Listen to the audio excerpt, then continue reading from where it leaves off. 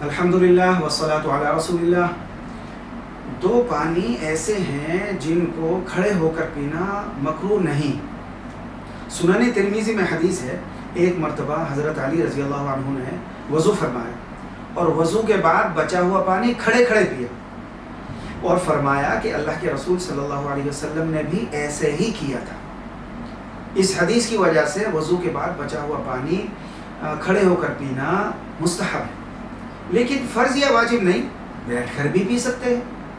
دوسری حدیث بھی سنن ترمذی میں ہے کہ حضرت ابن عباس رضی اللہ عنہما سے روایت ہے کہ اللہ کے رسول صلی اللہ علیہ وسلم نے زمزم کا پانی زمزم کے کنویں کے پاس کھڑے ہو کر پیا۔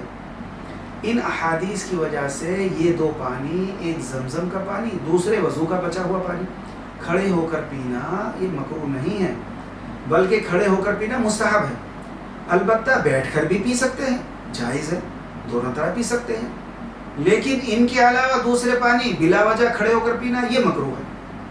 البتہ ناجائز اور حرام وہ بھی نہیں ہے، کھڑے ہو کر پینا مکروہ ہے، حرام وہ بھی نہیں ہے۔